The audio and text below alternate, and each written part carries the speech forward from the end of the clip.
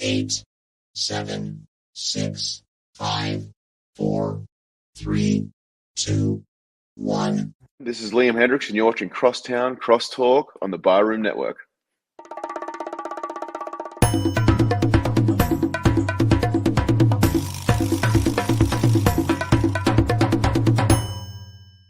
Some may find the following disturbing. Discretion is advised.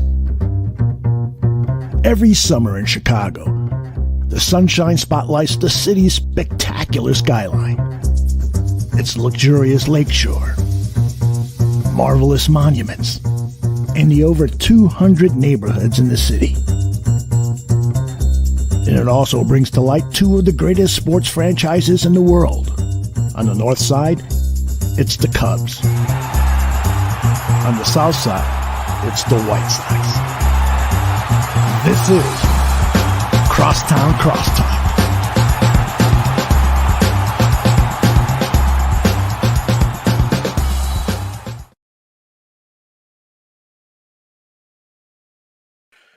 Hello and welcome to another very exciting episode of Crosstown Crosstalk presented by the Barroom Network. My name is Vinnie Parisi, and I am extremely excited and sad to be here with you on a very special Wednesday edition of Crosstown Crosstalk. What a world we live in right now. If you would have told me in 2020 that the Chicago Cubs would be significantly better than the Chicago White Sox by 2023, I would have laughed at you. I would have questioned if you've ever watched a baseball game in your entire life. I would have wondered if you were following the league in any way, shape, or form. And I would have been wrong. What I didn't realize was that the Chicago White Sox would foobar this entire situation, not sign free agents, not live up to everything that they told us that they were going to do. And it all culminated into one horrific game last night between the Chicago White Sox and the Chicago Cubs. And I'm sitting there and I'm watching this game. And Michael Kopech looked filthy in the first inning. You know, a couple strikeouts, looking good. And then all of a sudden you get to the second inning and Dansby Swanson hits one to Pluto with a runner on base. And then the very next batter, Christopher Morel, goes back to back. And the Cubs have a 3-0 lead in the top of the second inning. And from there, you knew the game was basically over. Even though the White Sox, they did pull out a little bit of a rally cry late in the game. When they go down 3-0 in the second inning, and the results haven't been pretty, you know, throughout the last season and a half. And, of course, later in the game, Dansby decided that, I love smoking the White Sox. I'm going to hit another home run. And the Cubs ended up going on to win the game by a final score of 7-3. There were moments in this game that made the White Sox feel cursed. To the Cubs' credit, they stole, 6 bases? They watch film and they go, hey, we're the Cubs, they're the White Sox. They got Kopech on the mound, who has a very slow and deliberate delivery to the plate. And Yasmani Grandal, the catcher, he's been horrible at throwing people out over the course of the last 2 years. We're going to run all over this guy. We got Nico Horner. He's fast as hell. You know, we got guys like Seiya Suzuki who aren't even fast. And he gets his 4th stolen base of the season. 4th.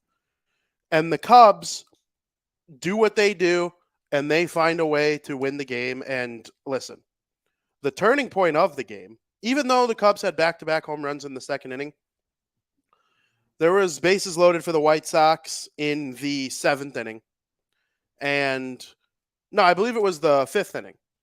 And Yohan Moncada comes up to bat. Well, Yohan Moncada is a bust. There's no doubt that he's anything other than a bust. He was the number 1 prospect in all of baseball, and now he's barely worthy of a roster spot.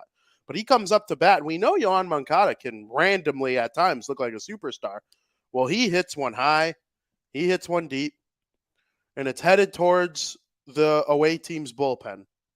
And Mr. Seiya Suzuki stands up, times it perfectly, and robs Moncada of a grand slam that would have made the game 7-5 in the moment.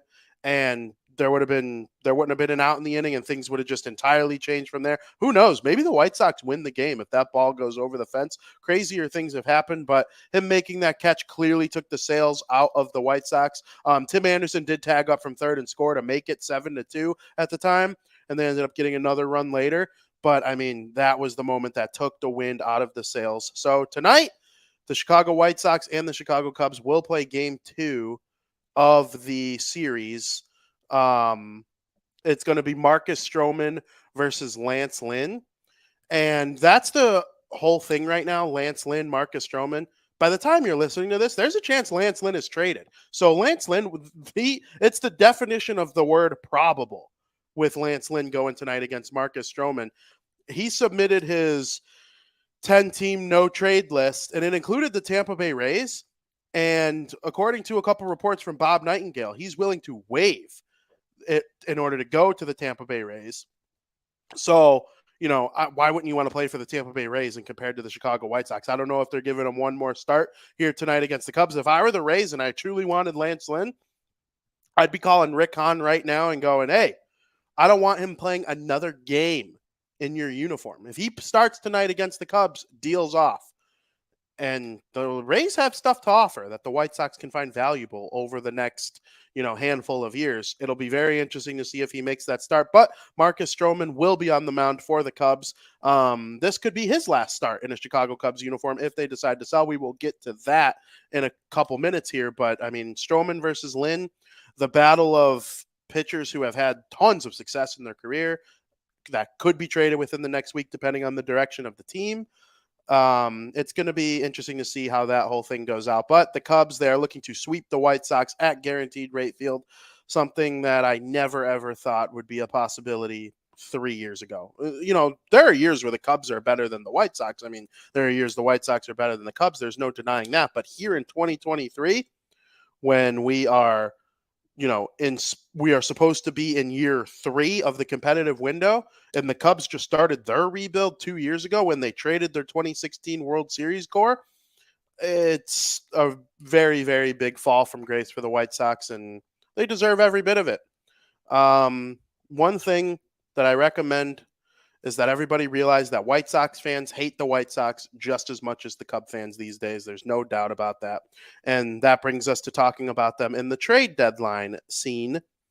It really seems like Lance Lynn could be traded to the Tampa Bay Rays before this game. I keep getting notifications on my phone of all these insiders that are reporting some crazy stuff.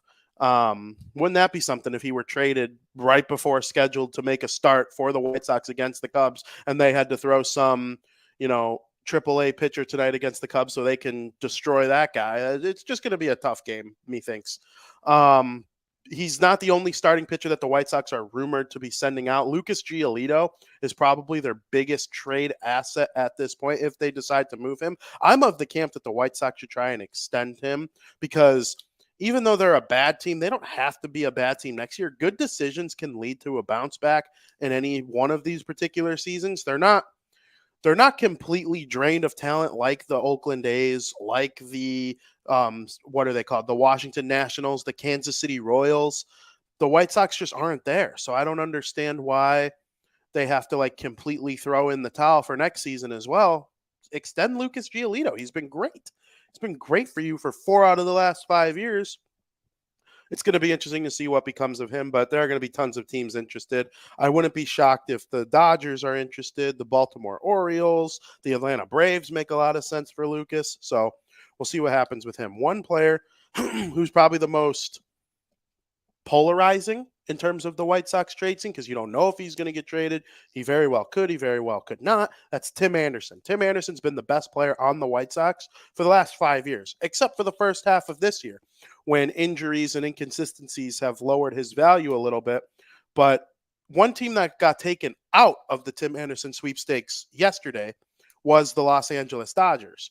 They traded for Kike Hernandez of the Boston Red Sox. Very kind of surprising trade because the Red Sox have been on a roll, and you could be on a roll in the AL East and still be in last place, which is the crazy thing. I think the Red Sox are 10 games over 500 or close to it, and they're still in last place. It's the greatest division in the history of the league, the 2023 AL East.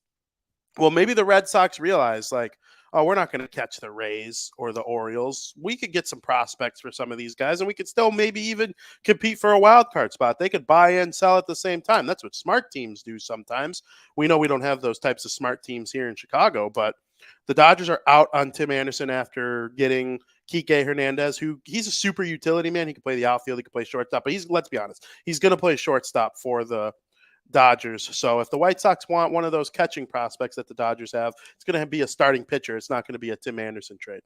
Earlier today, John Morosi of MLB Network reported that Aaron Bummer is somebody that some of the contenders are looking for because he's a left-handed relief pitcher. Stunning news. Aaron Bummer's been horrible. He's probably been the best or worst pitcher on the White Sox staff, bullpen or starter.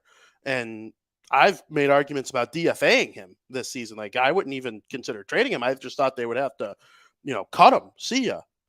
And there are contenders looking at him. That is a White Sox problem, in my opinion, because we all know the reason Aaron Bummer's with the White Sox on this long contract is because he was awesome.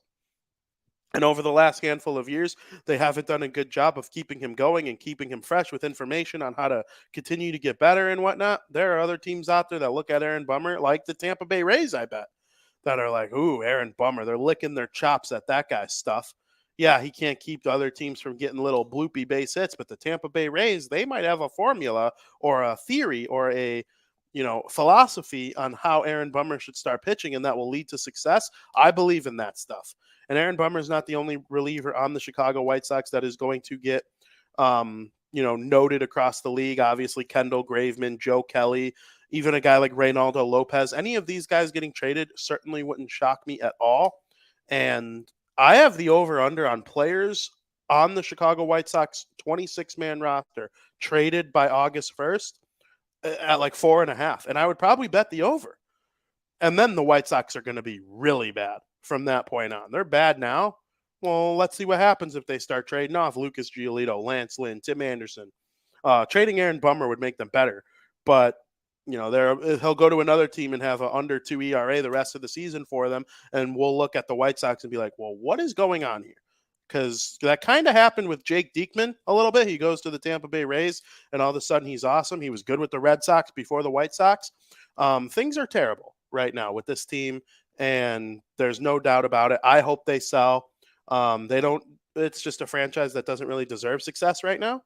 And they had what they got coming to them yesterday when the Cubs absolutely destroyed them. As far as the Cubs in the trade deadline scene, intriguing team.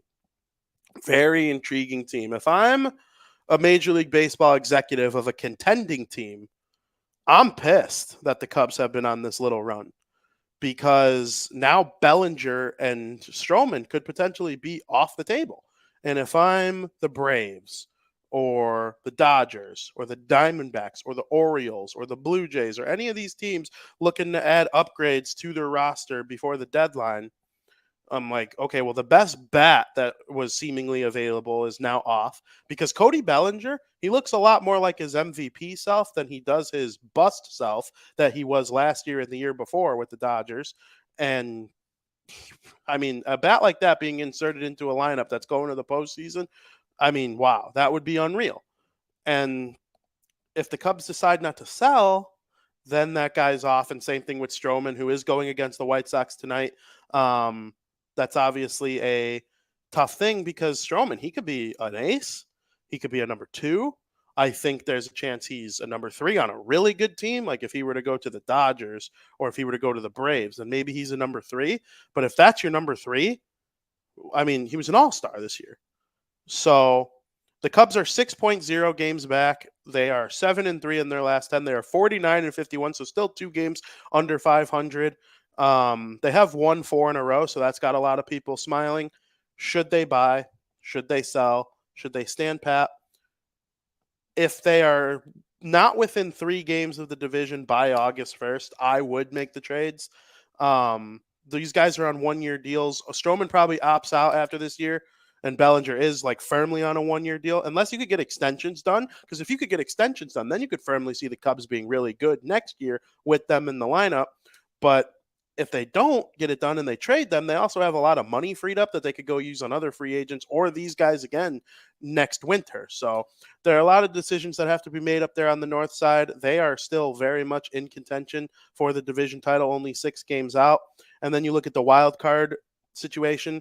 They're 5 games out, but they have to jump 4 teams. So the Miami Marlins are 4 games ahead of them. The Philadelphia Phillies are 4.5 games ahead of them. And then the Giants and Diamondbacks both hold a 55-47 record to hold that last wild card spot, or the second 2 wild card spots in the National League. And then the Reds are kind of a little bit ahead, but we'll see what happens. It's obviously going to be very interesting to see how things go down with the Cubs. And, playing against the Nationals, who stink, and then the Cardinals, who stink, and then the White Sox, who stink, and then the Cardinals again, you guessed it, who stink. That is a good way to kind of go into the trade deadline feeling good about yourself, because the Cubs are able to beat these stinky teams. They are not a stinky team. They're a middle-of-the-pack team, and middle-of-the-pack teams make the playoffs sometimes. And making the playoffs is better than not making the playoffs. As Theo Epstein once said, every season is sacred, and they're going to try and go for it, I think. But if they have a rough showing against the White Sox tonight and then the Cardinals this weekend, then I think you have to sell. You can't go into the trade deadline on that kind of a lull and then, not get rid of the players who are going to fetch you a nice return, because the Cubs farm system's good. They have 4 top 100 prospects, and Peter Crow Armstrong leads them. He's the number 7th prospect in all of baseball. The Mets gave him up for 3 months of Javier Baez. Stupidest trade in MLB history, I honestly think.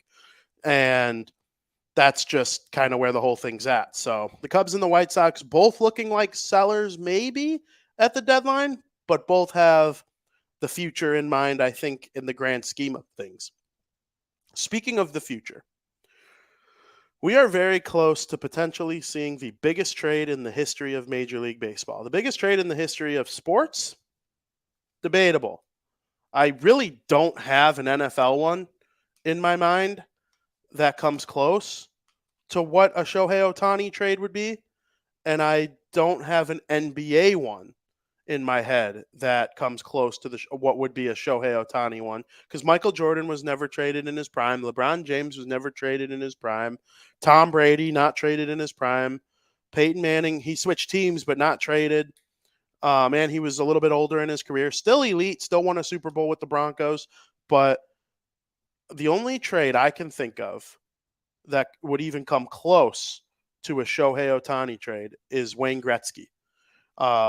After winning 4 straight Stanley Cups, the Edmonton Oilers thought it would be a good idea to trade the greatest hockey player who ever lived to the Los Angeles Kings. And I really don't understand that at all. I obviously wasn't born yet, but that to me, the GOAT, the great one, was traded in the middle of his prime. That's nuts to think about. It would be like if McDusty were traded right now in hockey, or if Shohei Ohtani were traded in baseball. He might. I mean, the Angels are kind of the Oilers of the MLB, the current Oilers, the team with all this talent that just can't win anything. And they've played well lately. At the time of this recording, they are 7-3 in their last 10. They've won 2 in a row. They are 52-49, but they are 3.5 games out of a wild card spot, and they are 6.5 games out of the division lead in the American League West. The problem is the 2 teams ahead of them, the 2 Texas teams, the Texas Rangers and the Houston Astros, those teams are going to be hard to jump because they're going to continue to both play well. The Rangers are on a little bit of a slump, but the Astros, they've been looking like the Astros again. And that's dangerous once the playoffs come around, of course. They're probably my pick in the American League as of right now. But, the Angels catching them, that would just be so hard. And then they're kind of a rock in the middle of a hard place, because do you want to be the GM that trades the greatest player of all time that throws 100 and hits 50 bombs? Or do you want to be the GM that loses the guy who's the greatest player of all time, hits 50 bombs and throws 100 for nothing? It's very difficult to just predict how the Angels can get this right. I don't think they can. I think trading him's a mistake, and I think keeping him's a mistake. It's their own fault that they haven't been able to put themselves in a situation where they can be competitive and take advantage of having Shohei Ohtani on your. I mean, think about Shohei Ohtani for 1 second. Shohei Ohtani is if you took Stroman and Bellinger and put them together. But like a better version of Stroman and a better version of Bellinger.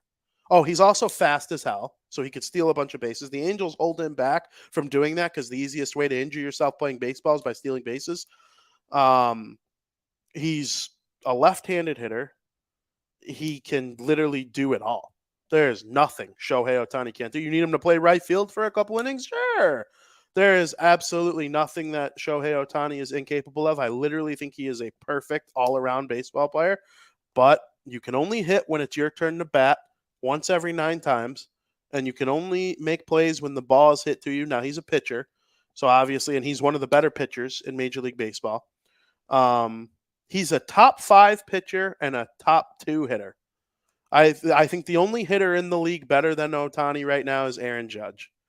And there's probably like 3 or 4 pitchers I would take over him as a pitcher. But all in one, that makes him the greatest player ever. And it's just unreal how good this guy is. I'm not sure we're ever going to see anything like him ever again. Like, obviously, the fact that Shohei Ohtani is a successful two-way player, other kids are going to try it because I know I stopped thinking about one or the other when I was a kid. Every kid is forced to stop thinking about one or the other by their coaches or their programs, wherever they're playing, their travel club, their high school. Ohtani might make it where kids go, no, screw you, coach. I'm going to keep pitching and I'm going to keep hitting. There's no reason I have to stop. Because if you think about back to your little league team, the best pitcher on the team was also the best hitter. They were just the best pure athlete. But then those kids, they make it to a certain point in their life and they either stop hitting or stop pitching. Ohtani made it where they don't have to do that anymore. But I'm still skeptical that someone will make it to Major League Baseball as an elite player of both. Because think about this. If you took every baseball player who ever played at least one Major League game in their life, dead or alive, they would not fill Wrigley Field. And so that's how few people make it to the major leagues. And that means that they all had their own thing that made them get to the major leagues. Ohtani's the first that like is that good at both. I don't see it happening, at least in my lifetime. And the fact that he might get traded is just an unreal situation. We've heard rumors about the Orioles inquiring. We've heard rumors about the Diamondbacks inquiring. There are people that believe a 10-person trade would be necessary in order for the Ohtani trade to get done, because that would be the team giving equal value back in terms of MLB players and prospects. But then you wonder, like, is it worth it for that team? Does adding Ohtani turn them into the Angels if they give up half their roster or half of their farm system? So it's a very, very delicate, interesting, difficult, complicated situation with Ohtani being on the trade block. Then there's the situation of his contract is up after this year. If you're the Orioles or you're the D-backs, are you willing to spend $500 million on him after this season? Or did you give up all those assets for 3 months of Ohtani? And you're not even guaranteed to win the World Series. In fact, I would call it unlikely you win the World Series. That is just a tough question. I honestly think this is one of the more difficult things to predict in the history of the league as well. So we will see what happens there. But I think in the offseason, there are a couple teams that'll be in the mix. Some of the more usual suspects, I think the New York Yankees will take a run at Shohei Ohtani. I mean, just imagine Ohtani in New York. That would just be unreal. Either New York team, really, for that matter, because we know Uncle Steve likes to spend money too. The Mets would have no problem paying for Ohtani. And then, of course, I think of teams like the Seattle Mariners. That he looked at the Mariners when he was coming over from Japan. Obviously, there's a heavy Japan influence with the Seattle Mariners, and he'd be following in Ichiro Suzuki's steps. That would be cool. And then my favorite to land Ohtani, a team that has been uncharacteristically cheap in the last 12 months, is the Los Angeles Dodgers. They traded for Kike Hernandez to solve their shortstop problems, right? And they didn't have to give up big stuff to get him. Like, they didn't make a huge signing in the offseason like they have in the years prior when they had Freddie Freeman, or they trade for Mookie Betts, or, you know, they signed Trevor Bauer before we learned all the a-hole stuff about him.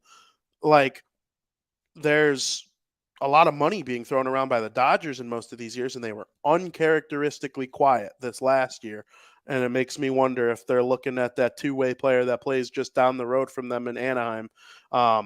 They're my favorite right now to land Ohtani, and it wouldn't shock me at all if that's where he lands. So we're going to wrap up the show by talking about some of the teams that I believe are going to be buyers. Obviously, they're all the division leaders, right? The Baltimore Orioles, the Minnesota Twins, the Texas Rangers, the Atlanta Braves, the Milwaukee Brewers, and the Los Angeles Dodgers. There are a couple teams that could be in first place by the end of the night, and that's the Cincinnati Reds, the Houston Astros, and the Tampa Bay Rays are a game and a half out, so they can't be in first by the end of the night, but they're in the mix for first place in their division. All the rest of them are starting to look pretty close to being locked up. So the Brew Crew could lose to the Reds or the Cubs. The Dodgers, in theory, could lose to the Diamondbacks. I just don't see that happening. And then the Orioles and the Rays are going to have a nice little battle there for the rest of the season. Although don't sleep on the Blue Jays.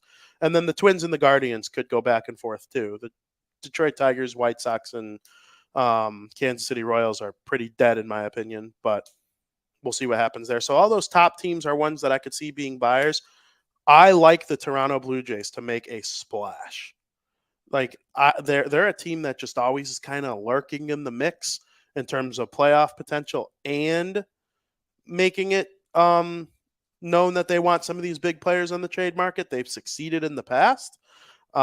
We've seen them acquire big talent over the last couple of years. I mean, that is a star-studded team with George Springer and Bo Bichette and what's his name, Vladimir Guerrero Jr. I mean, it just goes on and on. They were a team that had Marcus Semien for a year. When a guy wants a prove-it deal, the Blue Jays are like, all right, we'll do it. It's just a good situation there. Again, they're 10 games over 500. They're 56 and 46, and they're 6.5 games out of first place in the East Division because that division's just so wild. But they are firmly in a wild card spot by a game and a half. They just lead over the Boston Red Sox and New York Yankees, though, and the Angels.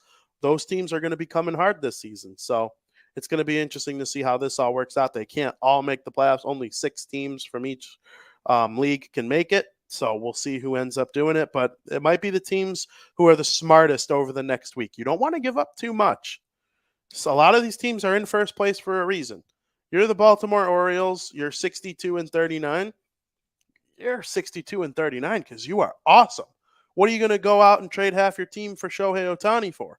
Shohei Ohtani is the greatest player ever, but how has that helped the Angels win? It hasn't. I think about other teams that have won the World Series. Every now and then you get a Braves who trade for like 4 guys at the trade deadline, and those 4 guys end up being pivotal pieces to winning the World Series. It happened in 2021. But like, there are teams where like they just figure it out. Like, what was the Cubs' big trade deadline splash in 2016? You know, when the White Sox won in 2005, they traded for Jeff Blum, who came in off the bench to hit a home run in the 14th inning of the World Series. Like, yeah, that was nice. But like, Jeff Blum isn't they would have won the World Series without Jeff Blum. They might have not won that game, but they would have won the World Series. Did the Cubs make a huge trade deadline splash in 26? Oh, Aroldis Chapman. Yeah, they traded for Aroldis Chapman. Great closer. But that's a nice, subtle little move. You add a closer. They didn't add a huge bat.